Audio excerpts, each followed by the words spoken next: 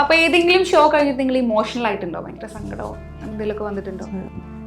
അതെനിക്ക് ഏറ്റവും സന്തോഷമായിട്ട് നമ്മള് കരഞ്ഞു ഞാൻ സ്റ്റേജിൽ നിന്ന് സത്യം പറഞ്ഞു. എന്താ പറയുക, പിന്നാലെ നടക്കുന്ന ശിങ്കിടികൾ പറയില്ല, അവരൊക്കെ വന്നിട്ട് എന്നെ സ്റ്റേജിൽ നിന്ന് വലിച്ചഴിച്ചു കൊണ്ടുപോയി.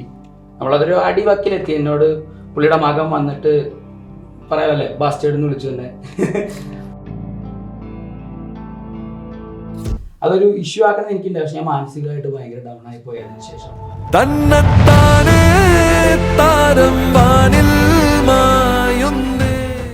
അന്ന് ഇൻസൾട്ട് ചെയ്ത ആളുകളുടെ മുന്നിൽ ഇപ്പോ ആ ശരണ ആരായി? ശരിക്കും ഇൻസൾട്ടാണ് മുരളി ഈ ലോകത്തിലെ ഏറ്റവും വലിയ ഇൻവെസ്റ്റ്മെന്റ്.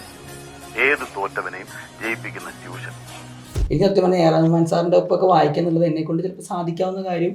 സാധിച്ചില്ലെങ്കിൽ ചിലപ്പോൾ എനിക്ക് വിഷമില്ല. പക്ഷെ ഇത് സാധിച്ചില്ലെങ്കിൽ ഞാൻ എൻ്റെ ലൈഫിൽ ഫെയിലിയർ ആവുന്ന ഞാൻ വിചാരിക്കും. നിങ്ങളുടെ ലൈഫ് എടുക്കുകയാണെന്നുണ്ടെങ്കിൽ അത് നിങ്ങൾ ഏത് താളമായിട്ട് കമ്പയർ ചെയ്യും?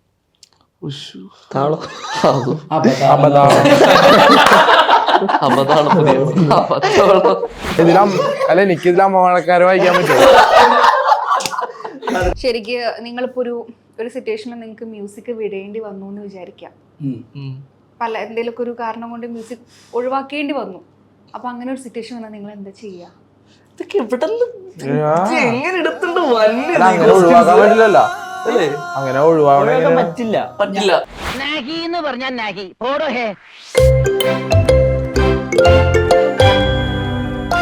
അപ്പൊ ഏതെങ്കിലും ഷോ കഴിഞ്ഞിട്ട് നിങ്ങൾ ഇമോഷണൽ ആയിട്ടുണ്ടോ? ഭയങ്കര സങ്കടമോ എന്തെങ്കിലുമൊക്കെ വന്നിട്ടുണ്ടോ?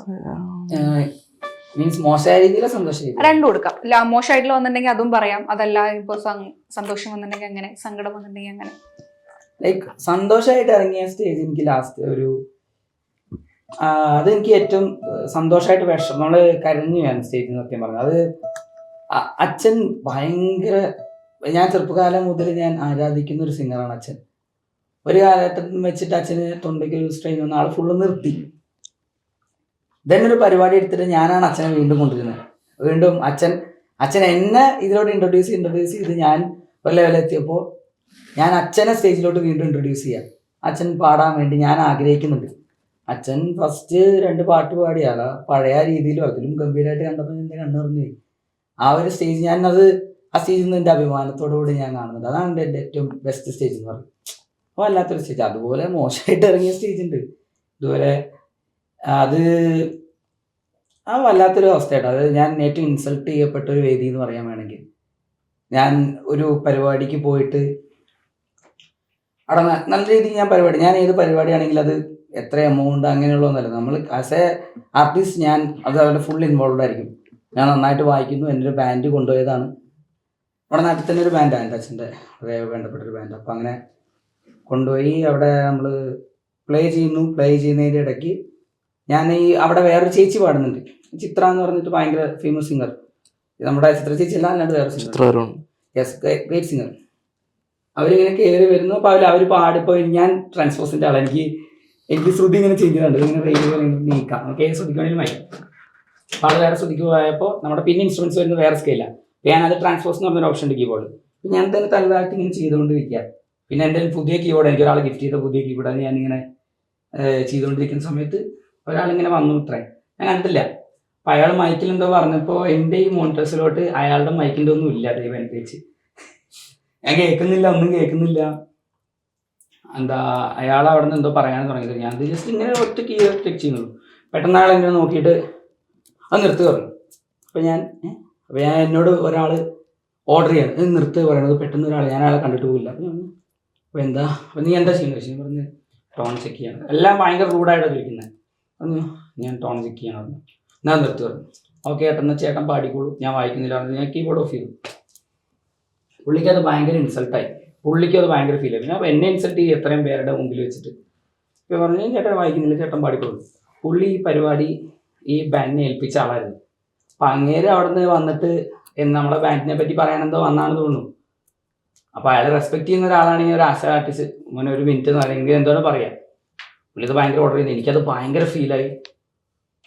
പിന്നീട് നടന്നൊക്കെ ഭയങ്കര വിഷയമായിരുന്നു. പുള്ളി അവിടെ നിന്ന് അവിടുത്തെ പുള്ളിയുടെ കുറേ എന്താ പറയുക പിന്നാലെ നടക്കുന്ന ശിങ്കിടികൾ പറയില്ല, അവരൊക്കെ വന്നിട്ട് എന്നെ സ്റ്റേജിൽ നിന്ന് വലിച്ചഴിച്ചു കൊണ്ടുപോയി. നമ്മളതൊരു അടിവക്കിലെത്തി. എന്നോട് പുള്ളിയുടെ മകൻ വന്നിട്ട് പറയാമല്ലേ ബാസ്റ്റേഡ് എന്ന് വിളിച്ചു തന്നെ. ഒരു കാര്യമില്ല, ഞാൻ തൊന്നും കേൾക്കും. ഞാൻ അവിടെ എൻ്റെ അച്ഛനെയും വലിച്ചുകൊണ്ട് പോയി. എൻ്റെ അച്ഛനെയും തടുത്തു. ഞാൻ ഇതിന്റെ കേസ് ഇത് ബേസിക്കലി നമ്മളവിടെ സ്റ്റേജിൽ പുള്ളി എന്നെ കുറിച്ച് വളരെ മോശം അസഭ്യമായിട്ടുള്ള രീതിയിൽ സ്റ്റേജിൽ വിളിച്ചു പറഞ്ഞു. ഇത് ഞങ്ങൾ വീഡിയോ എടുക്കാൻ നോക്കിയപ്പോൾ പുള്ളി അതിനെ അവരുടെ ആളുകളെ വെച്ചിട്ട് തടുത്തു. പിന്നെ അത് പോലീസിൽ എനിക്കിത് കൊടുക്കണമെന്നുണ്ടായി, കാരണം അതൊരു മനുഷ്യാവകാശ ലംഘനമാണ് അത് ചെയ്തുകൊണ്ടിരിക്കുന്നത്. പുള്ളിക്ക് എന്നെ ഫോണിൽ വീഡിയോ എടുക്കാൻ സമ്മതിച്ചില്ല.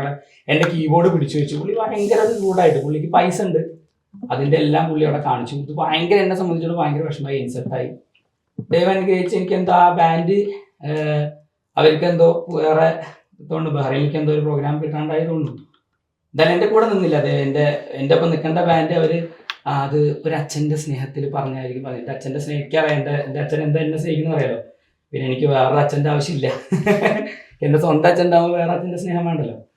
അപ്പോൾ അങ്ങനെയൊക്കെ പറഞ്ഞ് അവരതിനെ ഷുഗർ കോട്ട് ചെയ്യാൻ നോക്കി. ഞാൻ പിന്നെ അതൊരു ഇഷ്യൂ ആക്കണം എനിക്കുണ്ട്. പക്ഷെ ഞാൻ മാനസികമായിട്ട് ഭയങ്കര ഡൗൺ ആയി പോയി. അതിന് ശേഷം എനിക്കത് ഭയങ്കര ആസ് ആൻ ആർട്ടിസ്റ്റ് അവരെനിക്ക് പഠിപ്പിച്ചെന്നുണ്ടറിയോ ആർട്ടിസ്റ്റുകൾ എന്നോട്, ശരണേ ഒരു എത്ര മോശമായിട്ടൊരു ആർട്ടിസ്റ്റോട് പറഞ്ഞത്, നീ ഒരു ആർട്ടിസ്റ്റാണ്, അതുകൊണ്ട് നീ ഒരിക്കലും പ്രതികരിക്കരുത്. നീ പ്രതികരിച്ചാൽ നിന്റെ സ്റ്റേജുകൾ പോകും. അന്ന് ഞാൻ തീരുമാനമെടുത്തു, ഞാൻ പ്രതികരിച്ചിട്ട് എൻ്റെ സ്റ്റേജ് പോയാൽ എൻ്റെ പോട്ടെ.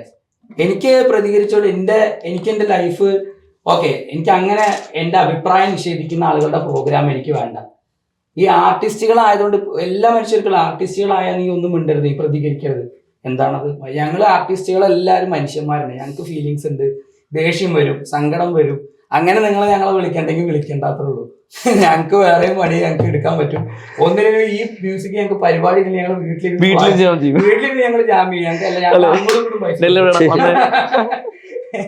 അപ്പൊ ഇങ്ങനെ ഒരു ഇൻസിഡന്റ് ഉണ്ടായത് എനിക്ക് എവിടെയും പറയാൻ പറ്റില്ല. ഞാൻ ആദ്യമായിട്ട് അങ്ങനെ അത് ഓപ്പൺ ആയിട്ട് പറയുന്നു. എൻ്റെ ലൈഫിൽ ഏറ്റവും ഞാൻ അന്ന് കരഞ്ഞിറങ്ങിയെന്ന് മാത്രമല്ല, അന്ന് ആസ് ആൻ ആർട്ടിസ്റ്റ് ഞാൻ പരിപാടി അവിടെ നിന്ന് നടുക്ക് വെച്ച് പകുതി വെച്ച് ഞാൻ ഇറങ്ങിയത്. ആ പരിപാടി ഫുള്ള് വായിച്ച് തീർത്തിട്ടാണ് ഞാൻ അവിടെ നിന്ന് ഇറങ്ങിയത്. ഞാൻ എൻ്റെ ആർട്ടിസ്റ്റ് എന്ന രീതിയിൽ ഞാൻ ചെയ്യേണ്ട ഒരു കടമ ഞാൻ അവിടെ നിന്ന് ചെയ്തിട്ടാണ് ഇറങ്ങിയത്. ആസ് ആൻ ആർട്ടിസ്റ്റ് ഞാൻ ജയിച്ചു, ആസ് എ മനുഷ്യൻ അവരെന്നെ തോൽപ്പിച്ചു. അല്ല ശരിക്കും നമ്മൾ എന്താ അറിയോ, ഇങ്ങനത്തെ കുറെ മൊമെന്റ്സ് നമ്മൾ ഒരുപാട് കാര്യങ്ങൾ പഠിപ്പിക്കും, ഇങ്ങനെയാണ് ലൈഫിൽ എന്നുള്ളതൊക്കെ. ഇങ്ങനെ ചെയ്യുന്ന ആളുകളുണ്ട്. പക്ഷെ ഇപ്പൊ ആലോചിച്ച് നോക്കി, അന്ന് ഇൻസൾട്ട് ചെയ്ത ആളുകളുടെ മുന്നിൽ ഇപ്പോ ആ ശരണം ആരായി ശരിക്കും. എനിക്ക് വേറെ എനിക്ക് അവരുടെ മുമ്പിൽ ആരും ആവണ്ട. നമ്മുടെ മനുഷ്യർ എങ്ങനെ ഇപ്പൊ എനിക്ക് അവരുടെ മുമ്പിൽ ആരും ആവണ്ട. എന്താ അവരുടെ മുമ്പിൽ ആയിട്ട് എനിക്ക് എൻ്റെ മുമ്പിൽ അവരാരുമില്ല. ഒരു പക്ഷെ അവരിപ്പോ കാണിച്ചു, അവർക്ക് കാഷ്വലിന്റെ അഹങ്കാരമൊക്കെ അവർ കാണിച്ചു. പക്ഷെ ശരണും കാണിക്കായിരുന്നു. പക്ഷെ ശരൺ അത് കാണിച്ചില്ല. അതാണ് ശരണിന്റെ ക്വാളിറ്റി. നമ്മളതുകൊണ്ടാണല്ലോ മനുഷ്യൻ എന്ന് പറയുന്നത്. മനുഷ്യന്മാരാകുമ്പോൾ കാണിക്കേണ്ട ചില മര്യാദകളുണ്ട്. അത് നമ്മൾ ചെയ്യുന്നു, അപ്പൊ നമ്മള് മനുഷ്യനാവുന്നു. അല്ലാത്തവര് വേറെ എന്തോ ആവുന്നു. ശരിക്കും നിങ്ങൾക്ക് ആർക്കെങ്കിലും ഇതുപോലെ വല്ല കാര്യം ഉണ്ടായിരുന്നോ? ഇത്രയും വേസ്റ്റ് ആയിട്ടുണ്ടാവില്ല. ഇത്രയും വേസ്റ്റ് ആയിട്ടുണ്ടായിട്ടില്ല. ഒരു ദിവസം ഞാൻ നമ്മൾ ഓരോ അമ്പലത്തില് ചാൻസ് വെച്ച് പാടുന്ന സമയമാണ്. അപ്പൊ അച്ഛന് ഭയങ്കര ആഗ്രഹമാണ് ഇങ്ങനെ സ്റ്റേജിലൊക്കെ പാടാൻ. അപ്പോൾ നാട്ടിൽ തന്നെ ഉത്സവത്തിൽ സ്റ്റേജിൽ പാടാൻ വേണ്ടിയിട്ട് ഒറ്റൊരു പാട്ടിന് ചാൻസ്. അപ്പോൾ ഗാനമേള വേറെ ട്രൂപ്പാണ്, സുമുഹൂർത്തമായാണ് പാടുന്നത്. അപ്പൊ അത് പാടുന്ന സമയത്ത് മൈക്ക് ഹൗളിങ് വരുമല്ലോ. അപ്പൊ അച്ഛൻ പോയിട്ട് ആളുടെ അടുത്ത് ഇങ്ങനെ പറഞ്ഞു, ഹൗൾ ചെയ്യുന്നുണ്ട്, ഒന്ന് ശരിയാക്കുമെന്ന് പറഞ്ഞിട്ട് അയാൾ ആദ്യം ശരിയാക്കി, പിന്നെയും ഹൗളിങ് ചെയ്യുന്നുണ്ട്. അപ്പോൾ ഞാനവിടെ നിന്ന് ഇങ്ങനെ കാണിക്കുന്നുണ്ട് സ്റ്റേജിൽ നിന്ന്, നല്ല ഡിസ്റ്റൻസ് ഉണ്ട് മൈക്കിന്റെ ആളടുത്ത്.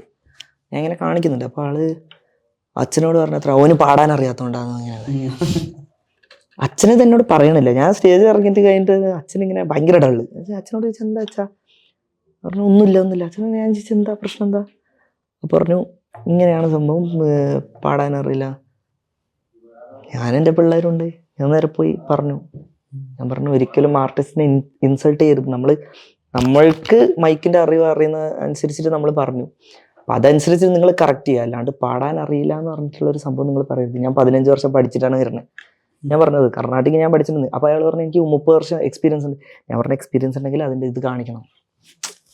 നമ്മൾ ഒരിക്കലും അങ്ങനെ ഇൻസൾട്ട് ചെയ്യാൻ പാടില്ല. അത് ഭയങ്കരമായിട്ടുള്ള ഒരു ഇൻസൾട്ടിങ് ആയിരുന്നു. അങ്ങനെ പറഞ്ഞപ്പോൾ ശേഷം ഒക്കെ ക്ലിയറായി വന്നു, ഇറങ്ങി. പിന്നെ അവിടെ എനിക്ക് തെളിയിക്കേണ്ട ആവശ്യമൊന്നുമില്ല, ഞാൻ ആരാണ് ഇങ്ങനെ ഇതാക്കേണ്ടത്. ഞാൻ എൻ്റെ കാര്യം ഇത്ര പറഞ്ഞു, അത്രേ ഉള്ളൂ. നമ്മളാരാന്ന് പിന്നെ അവരുടെ മുമ്പിൽ തെളിയിക്കേണ്ട കാര്യമില്ല. അവര് നമ്മുടെ മുമ്പിൽ ആരുമല്ല. പിന്നെ തെളിയിക്കണത് ഞാൻ എൻ്റെ വീട്ടിൽ റാംബോ എന്ന് പറഞ്ഞൊരു പട്ടിക്കുട്ടി ഉണ്ട്. അവന്റെ മുമ്പിൽ ഞാൻ ശരണപ്പോന്ന് തെളിയിക്കേണ്ട കാര്യമില്ല. കാരണം അത് അറിയാനുള്ള ബോധം അവനായിട്ടില്ല. അതുപോലെ തന്നെ ഇവരുടെ തെളിയിക്കേണ്ട ഒരു കാര്യമില്ല. കാരണം ഇവർക്ക് അത് മനസ്സിലാക്കാനുള്ള ഒരു ബോധം ഉണ്ടെങ്കിൽ അവർ ആദ്യം ചെയ്യുമല്ലോ. നല്ല മറുപടി. If you know you know. എനിക്ക് വല്ലതും ഉണ്ടായിട്ടുണ്ടോ? അയ്യോ അറിയുള്ളൂ എന്റെ രീതി എന്താണ്? ഡെനില് പക്ഷെ എന്താന്ന് വെച്ച് കഴിഞ്ഞാ പിന്നെ അവരത് ഓർക്കൂല, മറന്നു പോകും വേഗം. ഓർമ്മയായി മാറും. അല്ല എന്റെ ഫോക്കസ് ഏരിയയിൽ അങ്ങനെ കാണിക്കില്ല. പക്ഷെ അത്യാവശ്യം എല്ലാവരും നല്ല സപ്പോർട്ട് ചെയ്യുന്ന ആൾക്കാരാണ്. ഇങ്ങനെ ഒട്ടുണ്ടേ മ്യൂസിക് എന്താണെന്ന് അറിയാവുന്ന ആൾക്കാർ പോലും ഇങ്ങനെ കാണിക്കില്ല. ഇതൊന്നും സപ്പോർട്ടീവാണ് അവിടെ ആൾക്കാർ. എല്ലാവരും ഭയങ്കര ചേട്ടന്മാരാണെങ്കിൽ എല്ലാവരും ഭയങ്കര സപ്പോർട്ടാണ്. അത് ചെയ്യണം, സെറ്റാക്കാന്ന് പറയുള്ളൂ അല്ലേ, ഇത് ചെയ്യണം അങ്ങ് സെറ്റാക്കാന്ന് പറയാം. അവരും അതിന്റെ ചില ഇറക്കി വിടലൊക്കെ നമ്മൾക്ക് പ്രചോദനമാണ്. ഉറപ്പായിട്ടും ഞാൻ ഫോർട്ട് കൊച്ചിന്നാണ് വന്നെന്ന് പറയുമ്പോൾ എനിക്ക് ഏറ്റവും വലിയ ഒരു സ്ഥലത്ത് പ്രോഗ്രാം ചെയ്യുന്നപ്പോ ഫോർട്ട് കൊച്ചിന്ന് കേട്ടപ്പോ തന്നെ കയ്യടി തുടങ്ങി അവിടെ. ഫോർട്ട് കൊച്ചിക്കാരൻ എന്ന് പറഞ്ഞിട്ട് അവർക്ക് അറിയില്ല ഫോർട്ട് കൊച്ചി ഇങ്ങനെയാണ്. പക്ഷെ ആ സ്ഥലത്ത് അത് അത്ര ഇതാണ് ഫോർട്ട് കൊച്ചി എന്ന് പറയാൻ നേരത്തെ ആൾക്കാർ ഭയങ്കര ഇതാണ്. എനിക്ക് ആ കയ്യടി ഇട്ടിട്ട് തന്നെ ഭയങ്കര അംഗീകാരം ഇപ്പൊ എനിക്കത് ഒരു മൂമെന്റ് ഉണ്ടായിട്ടുണ്ട്. എന്താ പറയാ, അല്ല ഒരു പ്രാവശ്യം സ്കൂളിൽ പാടുന്ന സമയത്ത് പ്രിൻസിപ്പൾ എന്നെ നടുക്കുന്ന സ്റ്റോപ്പ് ചെയ്തിട്ട് ഇറക്കി വിട്ടു. അത് എനിക്ക് ഭയങ്കര ഫീലും ആയതാണ്. പക്ഷെ അതിൽ നിന്ന് ഞാൻ ഭയങ്കരമായിട്ട് ആ പാട്ട് വൃത്തിക്കിരുന്ന് പഠിച്ച് ഇങ്ങനെയൊക്കെ ഇവനും എനിക്കൊക്കെ ഉണ്ടായത് കൊണ്ടാവും എവിടെ ഞങ്ങൾ വായിക്കുമ്പോ ഒരു ഫീല് മീൻസ് ഞങ്ങളുടെ എന്തൊക്കെയോ പെയിനാണ് ഞങ്ങൾ പറയാൻ ശ്രമിക്കുകയാണ് മ്യൂസിക്കിലൂടെ. അതെ, അത് ഞങ്ങൾക്ക് തോന്നാറുണ്ട് എപ്പോഴും. ഞാൻ എപ്പോഴും ഹാർമോണിയം വായിക്കുമ്പോൾ ഞാൻ ഹാർമോണിയത്തോട് കമ്മ്യൂണിക്കേറ്റ് ചെയ്യുക. എനിക്ക് പറയാൻ പറ്റാത്തത് ഹാർമോണിയം പറയുന്ന പോലെ എനിക്ക് ഫീൽ ചെയ്യണമെങ്കിൽ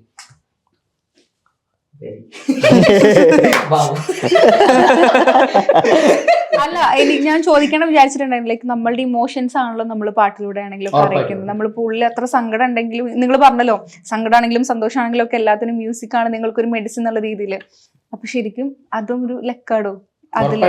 നമുക്ക് ഇങ്ങനെ ചിലപ്പോ ഒരു പക്ഷെ നമുക്ക് ഒരാളുണ്ടായിന്ന് വരില്ല എല്ലാ സമയത്തും കേൾക്കാനോ പറയാനൊക്കെ. ആ ഒരു സമയത്ത് നിങ്ങൾക്ക് നിങ്ങളുടെ മുന്നിൽ ഒരാളുടെ രൂപത്തിൽ ഇങ്ങനെ ഒരു സംഭവിക്കുന്നില്ല. നിങ്ങൾക്ക് അവരുടെ അടുത്ത് ഇതിന്റെ അടുത്ത് ഇങ്ങനെ പറഞ്ഞും പാടിയൊക്കെ നിങ്ങൾക്ക് ഇരിക്കുക. അതൊരു ഭാഗ്യം തന്നെയാണ് ശരിക്കും. സിദ്ധാർത്ഥന് വല്ല അനുഭവം ഉണ്ടായിട്ടുണ്ടോ?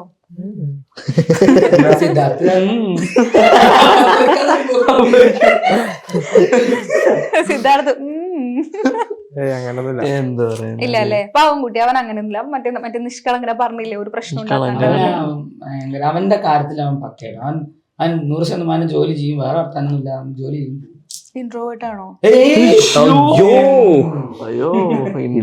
തൽക്കാലത്തിന് കുറച്ചു നേരത്തിന് ശരിക്കില്ലേ നിങ്ങൾക്ക് ഒരു ഡ്രീം ശരിക്കും എന്താണ്? ഡ്രീം കൊളാബറേഷൻ അങ്ങനെ വെച്ചിട്ട് ഇന്നൊരാളുടെ കൂടെ ഒരു പെർഫോമൻസ് അല്ലെങ്കിൽ ഇന്നൊരാളുടെ കൂടെ ഒരു സോങ് ഇറക്കാം, അതാണ് ഞങ്ങളുടെ ഏറ്റവും വലിയ ഡ്രീം എന്ന് പറയുന്നത്. എന്റെ ഏറ്റവും വലിയ ഡ്രീം എന്താ അറിയോ? എനിക്ക് എ.ആർ. റഹ്മാൻ സാറിനെ മീറ്റ് ചെയ്യണം. അത് പറഞ്ഞോ. എടാ അതൊക്കെ ഡ്രീമാണോ? അതൊക്കെ നിങ്ങൾക്ക് സാധിക്കാവുന്ന കാര്യമുള്ളൂ. അല്ല, ഒപ്പം വർക്ക് ചെയ്യണം. അതൊരു ഡ്രീമാണ്. പറഞ്ഞോ. എന്റെ ഏറ്റവും വലിയ കാര്യം എന്ന് വെച്ച് കഴിഞ്ഞാൽ ഒന്ന് സെറ്റിൽ ആയിട്ട് സമാധാനമായിട്ട് ജീവിച്ചാൽ എല്ലാ ആഗ്രഹവും തീർന്നു. നല്ല ഉച്ച സമയത്തുണ്ടല്ലോ, നല്ല മീൻകറിയും കൂട്ടി ചോറുണ്ടുമ്പോ ഒരു ടെൻഷനും ഇല്ലാത്തൊരു സമയമില്ലേ? ഒരു ടെൻഷനും ഇല്ലാത്ത സമയത്ത് ഒരു ടെൻഷനും ഇല്ലാണ്ട് മീൻകറിയും കുറച്ച് ഒഴിച്ച് ചോറൊക്കെ കൂട്ടി ഫാമിലിയൊക്കെ ഒരുമിച്ചിരുന്ന് എല്ലാവരും ഒരുമിച്ചിരുന്ന് ഒരു ചോറ് ഒറ്റ ഉരുളോട് അങ്ങനെ ചത്തുപോയാൽ എനിക്ക് സമാധാനം. അതിന്റെ ഏറ്റവും വലിയ ഡ്രീം. അതിലും വലിയ ഡ്രീമൊന്നുമില്ല എനിക്ക്. സത്യം പറഞ്ഞാൽ എ.ആർ. റഹ്മാൻ സാറിന്റെ ഒപ്പൊക്കെ വായിക്കാന്നുള്ളത് എന്നെ കൊണ്ട് ചിലപ്പോൾ സാധിക്കാവുന്ന കാര്യം. സാധിച്ചില്ലെങ്കിൽ ചിലപ്പോൾ എനിക്ക് വിഷമില്ല. പക്ഷെ ഇത് സാധിച്ചില്ലെങ്കിൽ ഞാൻ എന്റെ ലൈഫിൽ ഫെയിലിയർ ആവുന്ന കാര്യമാണ്. അല്ല, അത് സത്യമാണ്. സമാധാനമാണ് ഏറ്റവും വലിയ അൾട്ടിമേറ്റ് സാധനം. എല്ലാരും ആഗ്രഹിക്കുന്നത് അതാണ് ഏറ്റവും ബിഗ് ഡ്രീം. അത് കഴിഞ്ഞാൽ എനിക്ക് അന്ന് മരിക്കണം എന്ന് എന്റെ ആഗ്രഹം. അത് കഴിഞ്ഞാൽ പിന്നെ ഒന്നുമില്ല എന്റെ ലൈഫിൽ. ഇത് ലൈഫിലെ ഡ്രീം. ഇതല്ലാണ്ട് മ്യൂസിക് റിലേറ്റ് ചെയ്തിട്ടുള്ള ഒരു ബിഗ് ഡ്രീം. എനിക്ക് മ്യൂസിക് ആയിട്ടാണെങ്കിൽ എനിക്ക് ഇവരൊക്കെ എന്റെ ഒപ്പം വർക്ക് ചെയ്യണം എന്ന് എന്റെ ആഗ്രഹം. മ്യൂസിക് കമ്പോസ് ചെയ്യാൻ ഇഷ്ടമാണോ? അതന്നെ ചെയ്തല്ലോ, അതാണ് ചെയ്തു, ഇനി ചെയ്യുന്നുണ്ട് എന്തായാലും. അല്ല, എനിക്കൊരു ആഗ്രഹം ഉണ്ട് അങ്ങനെ കുറെ പാട്ടുകൾ, എന്റേതായ പാട്ടുകൾ ഇറക്കണം, ആൾക്കാർ കേൾക്കണം, ആസ്വദിക്കണം. അപ്പൊ ഇങ്ങനെ നമ്മൾ ഓരോ കല്യാണത്തിനൊക്കെ പോകുമ്പോ നമ്മളെ പാട്ടിങ്ങനെ, അതൊക്കെ ഒരു ആഗ്രഹം. അമൽരാജ് അല്ലേ? ഒന്നും വേണ്ട, നമ്മുടെ പാട്ട് വേറെ ആള് സ്റ്റോറി നിങ്ങളുടെ ലൈഫ് എടുക്കുകയാണെന്നുണ്ടെങ്കിൽ അത് നിങ്ങൾ ഏത് താളമായിട്ട് കമ്പയർ ചെയ്യും? താളം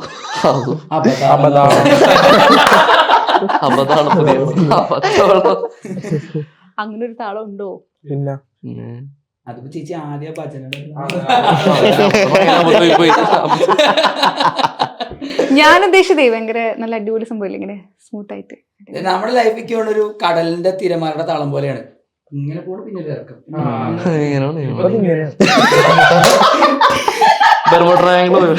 ഇപ്പൊ പൊങ്ങണില്ല, ഇങ്ങനെ പോയിക്കൊണ്ടിരിക്കണേ. ഇല്ലടാ ശരിയാവടാ, ചിലപ്പോ ഇനി ഒരു അല്ല കേറ്റാവും. എന്തായാലും ഉണ്ടാവുമല്ലോ. പക്ഷെ നിങ്ങൾ ശരിക്കില്ലേ, എനിക്ക് തോന്നുന്നത് നിങ്ങൾക്ക് നല്ല കഴിവുള്ള ആളുകളാ. ലൈക്ക് ഇപ്പൊ ഈ ഒരു സീസൺ ഇങ്ങനെ ആയതുകൊണ്ടാണ് പ്രശ്നം. ഒന്നത്തെ കാര്യം നമുക്ക് പേയ്മെന്റ് ആണ് അല്ലേ. എപ്പോഴും നിങ്ങൾക്ക് ഭയങ്കര പേയ്മെന്റ് ആന്ന് പറഞ്ഞിട്ടുണ്ടോ? പേയ്മെന്റ് ഇഷ്യൂ പേയ്മെന്റ് ഒരിക്കലും നമ്മള് അങ്ങനെ പറഞ്ഞാൽ ഞങ്ങളുടെ ഒരു കേരള ഒരു ഉത്തരവുണ്ട്. ലൈക്ക് അവരവരുടെ പേയ്മെന്റ് അവരവരല്ലേ തീരുമാനിക്കും. നിങ്ങൾ അധ്വാനിക്കുന്നതിനുള്ളത് നിങ്ങൾ അത്രേ ഉള്ളൂ. നമുക്ക് ചോദിച്ചു വാങ്ങാലോ. അത് അധികമാണെന്ന് പറഞ്ഞു കഴിഞ്ഞാൽ വിളിക്കണ്ട, ചോദിക്കാം. ചിലപ്പോ ഇങ്ങനെ എന്തെങ്കിലും കുറച്ച് രൂപ എന്നൊക്കെ ചോദിക്കാറുണ്ട് ഇതിൽ ടീം. അങ്ങനെയല്ല, ഇപ്പൊ ഏറ്റവും പണക്കാരായിരിക്കും. പക്ഷെ ഏറ്റവും പണക്കാരായിട്ടുള്ള ആളുകളാവും ഏറ്റവും ബെഗ് ചെയ്യാൻ. കുറച്ച് 3 പേര് കൂടി ഫ്രീ ആയിട്ടൊക്കെ വരുമെന്നൊക്കെ ചോദിക്കും. ഫ്രീ എന്നോടൊരു ദിവസം ഇതുപോലെ ഒരു പുള്ളി വിളിച്ചിട്ട് ചോദിച്ചു, അതും ഭയങ്കര ഓർഡർ ചെയ്യുന്ന രീതിയിൽ, എൻ്റെ ഒരു ഷോർട്ട് ഫിലിം ഉണ്ടായിരുന്നു, എന്നെ വായിക്കണം. ആ ഓക്കെ വായിക്കാൻ ചേട്ടാ, പക്ഷെ പൈസ ഒന്നും തരാൻ പറ്റില്ല, പക്ഷെ ഫുഡ് തരാം. ഞാൻ പറഞ്ഞു വീട്ടിൽ അത്യാവശ്യം നല്ല ഫുഡ് ഉണ്ട്, അപ്പൊ കുഴപ്പമില്ല. അതാണ് പറയുന്നത്. ഇപ്പൊ ചിലർ വിചാരിക്കും നമ്മളിത് അഹങ്കാരാണ് ഈ പൈസ പറയുന്നത്. ഒരഹങ്കാരം ഇല്ല. നമ്മൾ പണിയെടുക്കണേന് നമ്മൾ പൈസ മേടിക്കണം. പണി ചെയ്താൽ പൈസ മേടിക്കണം. അത് എല്ലായിടത്തും മേടിക്കേണ്ട കാര്യമില്ല. ഇപ്പൊ ഞങ്ങളിപ്പോൾ അങ്ങനെ പറയാൻ പാടില്ല. ചില സ്ഥലങ്ങളിൽ ഞങ്ങൾ പൈസ മേടിക്കാൻ പറ്റാത്ത സ്ഥലങ്ങളുണ്ട്. അപ്പൊ നമ്മളവിടെ മേടിക്കില്ല. അത് നമ്മൾ കണ്ടറിഞ്ഞ് ചെയ്യേണ്ടതാണ്. പക്ഷെ മേടിക്കേണ്ട സ്ഥലത്ത് എന്തായാലും മേടിക്കാം. ശരിക്കും ഈ സംഗീതം പറയുന്നതേ നിങ്ങൾക്കൊരു കലയാണോ അതോ ഒരു ഉപജീവന മാർഗമാണോ? പാഷനായിട്ട് അത്യാവശ്യം സെറ്റിൽ ആയുള്ള ആളുകൾക്ക് പാഷനായിരിക്കും. പക്ഷെ ഞങ്ങൾക്കിപ്പോ അത് ഉപജീവന മാർഗം കൂടിയാണ്. രണ്ടും അല്ലേ? ഉപജീവന മാർഗം കൂടിയാണ്. ഓക്കെ, നിങ്ങൾ എപ്പോഴെങ്കിലേ എന്താ ആരുടെയിലൊക്കെ ഒരു സോറി പറയണമെന്നുണ്ട്, പക്ഷെ അത് പറയാൻ പറ്റിയിട്ടില്ല, അത് മ്യൂസിക്കിലൂടെ ആരോടെങ്കിലും എപ്പോഴെങ്കിലും ഒരു സോറി പറഞ്ഞിട്ടുണ്ടോ? ഇഷ്ടല്ലേ? അങ്ങനെയല്ലടാ, ചിലപ്പോ അമ്മയോടൊക്കെ എന്തെങ്കിലും ദേഷ്യപ്പെടുക, അപ്പൊ അങ്ങനെ അമ്മേനെ റിലേറ്റ് ചെയ്തല്ലോ അല്ലെ പാട്ട്, ചിലപ്പോ അമ്മ മഴക്കാരന് അങ്ങനെ അങ്ങനെ ആരോടെങ്കിലും ഇപ്പോ അല്ല, എന്റെ ഇൻസ്റ്റഗ്രാം റീൽസിൽ നോക്കിയാല് ചില പാട്ടുകൾ ഞാൻ റിലേറ്റ് ചെയ്ത് അത് ആൾക്ക് മനസ്സിലാവേണ്ട രീതിയിൽ ആൾക്ക് മനസ്സിലാവുന്നുണ്ട്. അപ്പൊ ആ രീതിയിൽ ഞാൻ അത് റിലേറ്റ് ചെയ്ത് ക്യാപ്ഷൻ ഇട്ട് ഞാൻ പാടാറുണ്ട്. അതാ ഞാൻ ഉദ്ദേശിച്ചപ്പോ മനസ്സിലായ. ഞങ്ങളുടെ വീട്ടിലെ കോമഡി ഇങ്ങനെ ഓടുന്ന അമ്മ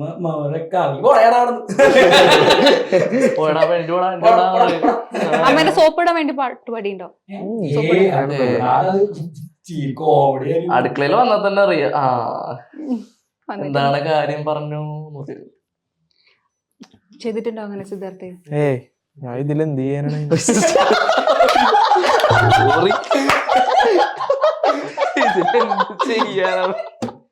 അല്ല അത് സത്യം.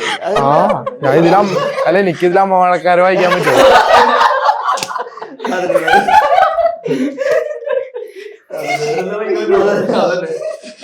നിനക്ക് വേണമെങ്കിൽ ദേഷ്യത്തിലൊക്കെ ആണെങ്കിൽ രണ്ടു കൂട്ടിക്കൂടെ? ഒന്നും ചെയ്തിട്ടില്ല തബലയില് ഈ പറഞ്ഞ പോലെ സങ്കടപ്പെട്ടിരിക്കും അങ്ങനെ ഇടക്ക് വീട്ടില് തല്ലൊക്കെ പിടിക്കുമ്പോ ഒന്ന് പ്രാക്ടീസ് ചെയ്യും. അതില് അമ്മോട് ദേഷ്യപ്പെട്ടിരിക്കുക അല്ലെങ്കിൽ ഭയങ്കര പ്രശ്നത്തിലിരിക്കുകയാണെങ്കിൽ എങ്ങനെ കൂട്ടാം? കൊട്ടാറില്ലല്ല, അങ്ങനൊന്നുമില്ല. അതല്ല, നീ ഭയങ്കര ദേഷ്യത്തിലിരിക്കുക, നിനക്ക് ആ ഒരു മൂഡ് ചേഞ്ച് ആവണം. ഭയങ്കര ദേഷ്യത്തിലാണ് ഇരിക്കുന്നത്, ഭയങ്കര പ്രശ്നം കൊണ്ട് ഫിനാൻഷ്യൽ ആയിക്കോട്ടെ, ചിലപ്പോൾ പലരും പലതും പറഞ്ഞിട്ടായിരിക്കും ഭയങ്കര ദേഷ്യത്തിലാണ് ഇരിക്കുന്നത്. ആ മൂഡ് കൂടി ചേഞ്ച് ആവണം. അപ്പൊ എന്താ ചെയ്യാ? തബലയുടെ അടുത്ത് പോയിട്ട് കാണിക്കേ അവരുടെ ചോറ് എല്ലാരും വിചാരിക്കും ഇങ്ങനെ വായിക്കുമെന്ന് വിചാരിക്കും. അങ്ങനെ വായിക്കണം.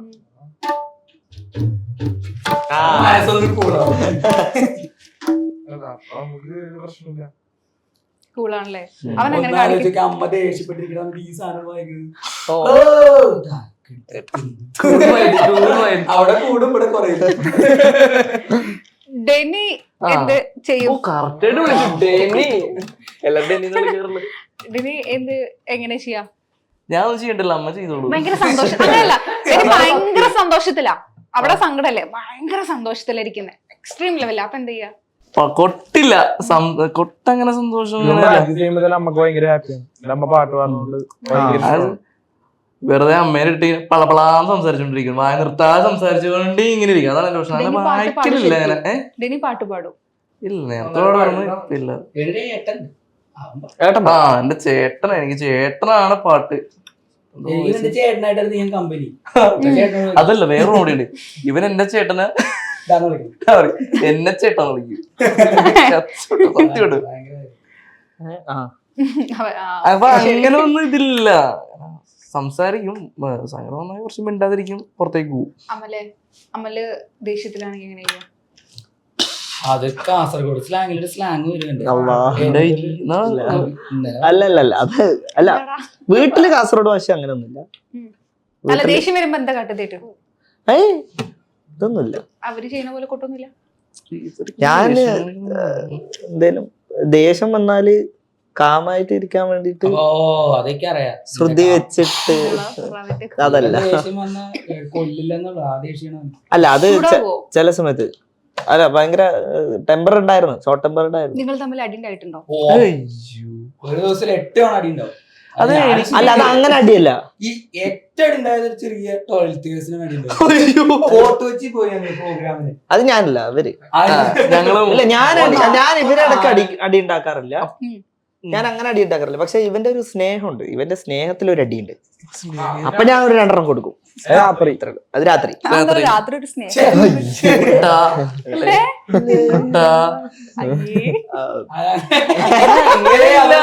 അങ്ങനെയല്ല,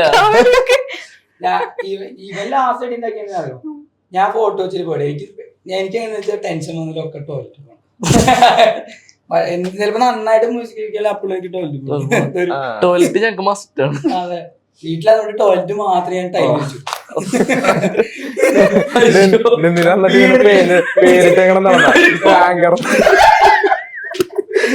അപ്പോഴാ ആരാ മാത്രം ടാങ്കർ കയറിയിട്ടുണ്ടെന്ന്.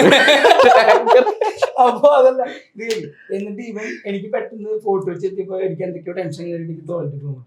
ഇവൻ എന്നോട് പറയണത് രാവിലെ ചെയ്യണമായിരുന്നു. അപ്പൊ ഞങ്ങൾ തമ്മിൽ നല്ല ഫോട്ടോ ഞാൻ അപ്പ ആലോചിക്കണം നടന്നാ ഇപ്പൊ എന്തെങ്കിലും പ്രോഗ്രാമിൽ ഇരിക്കുമ്പോഴാണ് അങ്ങനെ വന്നിരുന്നെങ്കിൽ എന്നാണ് ഞാൻ ആലോചിക്കണം. ഞാൻ ആലോചിച്ചു നിങ്ങളുടെ ഇവിടെ വന്നിട്ട് ഞാൻ ഫസ്റ്റ് ടൈം കൂടെ പോയത്. പക്ഷേ അപ്പൊ എനിക്ക് മനസ്സിലായി അതൊരു ശീലമാണെന്ന്. അല്ലല്ല, അതില് വേറൊരു സംഭവം ഉണ്ട്. സിദ്ധു ആണ് എപ്പോഴും ലേറ്റ് ആക്ക. കാരണം എന്തറിയോ, രാവിലെ നമ്മള് ഒരു പ്രോഗ്രാമിന് പോണെന്ന് വിചാരിച്ചോ, 7 മണിക്ക് ഇറങ്ങണം എന്ന് വിചാരിച്ചോ, ഇപ്പൊ 7 മണിക്ക് എണീറ്റ് 2 മണിക്കൂർ കക്കൂസില്ല.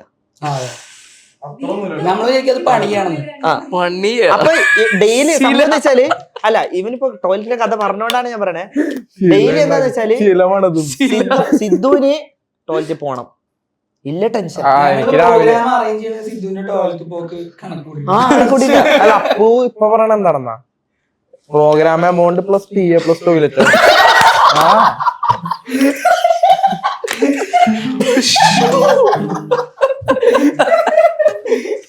ഇന്നിപ്പോ ഇവിടെ വരാൻ ലേറ്റ് ആക്കിയതാരാ? അത് വൈപ്പിനിന്നായോണ്ടാണ് അത്ര. പിന്നെ ഭയങ്കര മഴ. പിന്നെ പറഞ്ഞപ്പോഴാ ചില ആർട്ടിസ്റ്റുകളുണ്ട് കേട്ടോ, എല്ലാ ആർട്ടിസ്റ്റുകളും ഞാൻ പറഞ്ഞില്ല, കുറച്ച് ആർട്ടിസ്റ്റുകൾ ഭയങ്കര. പക്ഷെ ഞങ്ങളെ ഏറ്റവും സപ്പോർട്ട് ചെയ്യുന്ന ആർട്ടിസ്റ്റുകൾ ഞങ്ങൾക്ക് എറണാകുളത്തും പാലക്കാടും കുറച്ച് ആർട്ടിസ്റ്റ്. എനിക്ക് ഇന്ന് ഹാർമോണിയം തന്നത് എന്റെ പ്രിയപ്പെട്ട എല്ലാവർക്കും ആർട്ടിസ്റ്റുകൾ. എനിക്ക് ആദ്യം പഠിക്കണ സമയത്തൊക്കെ തബല ഉണ്ടായില്ല, പുള്ളിയുടെ തബല തന്നത്. ഞാനത് 5-6 വർഷം കണ്ട് ഞാൻ കൊടുത്തത്. അതെ, ആരുടെയോ സ്വന്തമായിട്ടൊരു ഹാർമോണിയം ഒക്കെ വാങ്ങിയിട്ടുണ്ടായിരുന്നല്ലോ. അത് മുംബൈയുടെ ഹാർമോണിയം അതെന്റെ ഉണ്ട്, ഇപ്പോഴും ഉണ്ട്. അയ്യോ അതന്നെയാണ് എന്റെ മെയിൻ ഹാർമോണിയം. ഞാനൊരു വീഡിയോയില് കണ്ടിട്ടുണ്ടായിരുന്നു, കൊറോണ ടൈമിൽ എന്തോ ആ സമയത്താണ്. അതെ അതെ, അത് ആ സമയത്ത് അച്ഛൻ്റെ കുറച്ച് പൈസ ഉണ്ടായില്ല, അത് വെച്ചിട്ട് അച്ഛൻ മേടിച്ചതെന്ന് എനിക്ക് ഹാർമോണിയം. അതൊരു ഓൺലൈനിൽ ഇട്ടതാ, പുള്ളിക്ക് എന്തൊക്കെയോ സാമ്പത്തികമായിട്ട് വന്നിട്ട് ഇട്ടതാ. എങ്ങനെ മനസ്സിലായത്? അത് പുള്ളി തന്നെ പറഞ്ഞത് ഹാർമോണിയം അമ്പായിക്കനാണ് ഹാർമോണിയം ആണെന്നല്ലേ. അതും ഭയങ്കര ഒരു ഭാഗ്യമില്ല. ഇതൊക്കെ അമ്പായിക്ക് വായിച്ച ഹാർമോണിയം ആണല്ലേ? പുള്ളി വായിച്ചിട്ടുണ്ട്. പുള്ളി പഴയ ലെജൻഡ് ആണ് ആള്. നമ്മുടെ ഒരുപാട് സ്റ്റേജ് വായിച്ചിട്ടുണ്ട് പുള്ളി. അത് പുള്ളിയാണ് കൊച്ചിയിലെ ലീഡ് സീനിയർ ഇപ്പൊ നിക്കുന്നത്. മുമ്പര് പുള്ളിയാണ് ഭയങ്കര support നിങ്ങള് സപ്പോർട്ടാണ്. ഭയങ്കര support. ഈ അവനൊരു ഡോലർ ഞാൻ ഇന്നലെ വെറുതെ പോയതാ, ഡോലക്കുറമ്പ മേടിക്കണ നിമിഷം വിളിച്ചെന്ന് പറഞ്ഞു, എടാ ഞാൻ എടുത്തു നീ കൊണ്ടുപോയിക്കോന്ന് പറഞ്ഞു. സ്വന്തമായിട്ട് എടുക്കാൻ പറഞ്ഞോ? പേയ്മെന്റ് ഒന്നും കൊടുക്കാണ്ടേ? ഒന്നും വേണ്ട, നീ എടുത്തോളാന്ന് പറഞ്ഞു. അങ്ങനെ പറഞ്ഞേ. എന്നാ ആലോചിക്കാം എന്റെ ആ അതാണ് പുള്ളി ആ സപ്പോർട്ടാണ്, അതാണ് നമുക്ക് ജയിക്കാനുള്ളത്. ഇത് കറക്റ്റ് ആയിട്ട് നമ്മളത് എടുത്തു എന്നുള്ളതാണ്. കറക്റ്റ് ആയിട്ട് അപ്പത്തിന് എടുത്ത് ഞങ്ങള് കേക്കാൻ കാത്തു എന്റെ വീട്ടിൽ കൊണ്ടുപോകും. സെന്നും കൂടി ഉണ്ട്, ആ സെന്നും കൂടി ഇങ്ങനെ കിട്ടിയ സന്തോഷം. പക്ഷെ അത് നമ്മൾ ചോദിച്ചപ്പോ തന്നെ പുള്ളി 1,00,000 തരണം പറഞ്ഞു. ശരിക്ക് നിങ്ങളിപ്പോ ഒരു സിറ്റുവേഷനിൽ നിങ്ങൾക്ക് മ്യൂസിക് വിടേണ്ടി വന്നു എന്ന് വിചാരിക്കാം. പല എന്തെങ്കിലും ഒരു കാരണം കൊണ്ട് മ്യൂസിക് ഒഴിവാക്കേണ്ടി വന്നു. അപ്പൊ അങ്ങനെ ഒരു സിറ്റുവേഷൻ വന്നാൽ നിങ്ങൾ എന്താ ചെയ്യാ? ഇതൊക്കെ എങ്ങനെ എടുത്തിണ്ട് അല്ലേ? അങ്ങനെ ഒഴിവാക്കാൻ പറ്റില്ല. അപ്പൊ വേറെ കാരണം അല്ലെ പിന്നെ ഡെഡ് ആണോ, അപ്പൊ പിന്നെ കുഴപ്പമില്ലല്ലോ. കൈ പോണം. എന്റെ വോക്കൽ കോഡ് പോയാലില്ലേ പിന്നെ വരണം. അങ്ങനല്ല ഞാൻ പറഞ്ഞത്, കാരണം വേറെ ഓപ്ഷൻ ഇല്ല. കാരണം അത്രയ്ക്കും സ്നേഹിക്കുന്ന ഒരു സംഭവമാണ് ഞങ്ങള് മ്യൂസിക് എന്ന് പറഞ്ഞ സംഭവം. അപ്പൊ അവിടെ നിന്നാല് പിന്നെ ഞങ്ങക്ക് അറിയില്ല എന്താ ചെയ്യണ്ടേ. ഈ പാട്ട് ഇപ്പൊ നിങ്ങൾക്ക് കൈകൊണ്ടല്ലേ, പക്ഷെ ഇവന് വാ കൊണ്ട് പാടുന്നോണ്ട് തന്നെ പാട്ടിന് കുറെ ബുദ്ധിമുട്ടുകളില്ലേ? ലൈക്ക് ഇന്ന ഫുഡ് കഴിക്കാൻ പാടില്ല അങ്ങനൊന്നുമില്ല. ഞാൻ കേട്ടിട്ട് ചിലരൊക്കെ ഇങ്ങനെ തണുത്തത് കഴിക്കില്ല, എരിവുള്ള അങ്ങനെയല്ല, അത് ഓരോരുത്തരുടെ ജീവിത ശൈലി പോലെ ഇരിക്കും. ഇപ്പൊ ജയചന്ദ്രൻ സാറൊക്കെ എല്ലാം കഴിക്കും. തൈരാണ് പുള്ളി കഴിക്കുന്നത്, ദാസേട്ടൻ തൈര് കഴിക്കില്ലെന്ന് കേട്ടിട്ടുണ്ട്. ചിലവര് പറയും തൈര് കഴിക്കുന്നത് ഭയങ്കര വോക്കലിന് കുഴപ്പമുള്ള കാര്യമാണ്. പക്ഷെ ഓരോരുത്തർ ചിലപ്പോ അവരുടെ ബോഡി സെറ്റ് ആവുന്നതായിരിക്കും. ചിലര് SPB സാറൊക്കെ ഐസ്ക്രീം ഒക്കെ കഴിക്കുന്ന. പിന്നെ ക്ലൈമറ്റ് അനുസരിച്ചിട്ട് ചില സമയത്ത് ഇപ്പൊ തണുത്ത സമയത്ത് കോൾഡ് കുടിക്കുന്ന സമയത്ത് കുറച്ച് നല്ല സ്ട്രെയിൻ വരാൻ സാധ്യതയുണ്ട്. പിന്നെ AC പാടുന്ന സമയത്ത് അങ്ങനെ വന്നിട്ടുണ്ട് എപ്പോഴെങ്കിലും ഫുഡ് കഴിച്ചിട്ട് പ്രശ്നം, ഭയങ്കര സ്പൈസി ഫുഡ് അങ്ങനെ കഴിച്ചിട്ട് സ്പൈസി കഴിച്ചിട്ട് എനിക്കൊരു കുഴപ്പമുണ്ടായിട്ടില്ല. പക്ഷെ തണുത്തത് കുടിച്ചിട്ട് ഒരു പ്രാവശ്യം 9ാം ക്ലാസ്സിലാന്ന് തോന്നുന്നു, സംഗം കലാ ഗ്രൂപ്പ് എന്ന് പറഞ്ഞിട്ടുള്ള ഒരു സ്റ്റേറ്റ് ലെവൽ കോമ്പറ്റീഷന് പോകുന്ന സമയത്ത് ഇങ്ങനെ തണുത്ത് കുടിച്ച് ആണ് ന്യൂമോണിയന്റെ ഫസ്റ്റ് സ്റ്റേജ് വരുന്നത്. ആ ടൈമിൽ മറ്റേ ബ്രോങ്കൈറ്റിസ് എന്ന് പറഞ്ഞൊരു അസുഖം വരുന്നത് ആ ടൈമിൽ. അപ്പൊ ഭയങ്കര ബുദ്ധിമുട്ടായിരുന്നു, പാടാനേ പറ്റണില്ല, കഫൊക്കെ ഇങ്ങനെ നിറഞ്ഞ്. ഹെൽത്ത് നോക്കണം. പിന്നെ ഉറക്കം മെയിനാണ്. ഞങ്ങൾക്ക് ഇല്ലാത്തൊരു കാര്യം ഉറക്കം. പ്രത്യേകിച്ച് വോക്കലായിട്ട് ഡീൽ ചെയ്യുന്ന ആൾക്കാർക്ക് ഉറക്കം ഇപ്പൊ 2 ദിവസം ഉറക്കം ഇല്ലെങ്കിലും നമ്മൾ പാടിയിട്ടില്ലെങ്കിലും സൗണ്ട് പോകും. മെയിനായിട്ട് വേണ്ടത് ഉറക്കമാണ്. പക്ഷെ അത് ഇല്ലാത്തത് ഞങ്ങൾക്ക്. പിന്നെ വേറൊരു കാര്യം ഞാൻ ശ്രദ്ധിച്ചൊരു കാര്യമാണ്, ഇപ്പൊ ഈ മ്യൂസീഷ്യൻസ് ഒക്കെ ചിലപ്പോൾ സ്പോർട്സ് ഒക്കെ ഇഷ്ടപ്പെടുന്നുണ്ടാവും, ഇടുന്നുണ്ടാവും, പക്ഷെ അവര് വേറെ എക്സസൈസ് ആയിട്ട് വേറെ ആക്ടി. ഞാൻ തന്നെ കണ്ടു കഴിഞ്ഞാൽ പണ്ടൊക്കെ ഞാൻ പറയാം, ഇപ്പൊ ഹാർമോണിയം വായിക്കുക, ഈ കൈ കളിക്കാൻ എല്ലാവരും ഇരിക്കുക എന്നല്ലാണ്ട് ഒന്നുമില്ല. അപ്പൊ എനിക്കിപ്പോ കുറച്ച് സ്റ്റെപ്പ് കയറി വന്നപ്പോ എനിക്ക് ഭയങ്കര ഒരു കിതപ്പുണ്ട്. അപ്പൊ അതൊക്കെ മ്യൂസീഷ്യൻസിന്റെ ഒരു ഡ്രോബാക്ക് ആണെന്ന് തോന്നുന്നു. ആരോഗ്യം ശ്രദ്ധിക്കൽ കുറവാണ് എല്ലാവരും. പിന്നെ സിഗരറ്റ് വലി ഭയങ്കര ഡേഞ്ചറാണ്.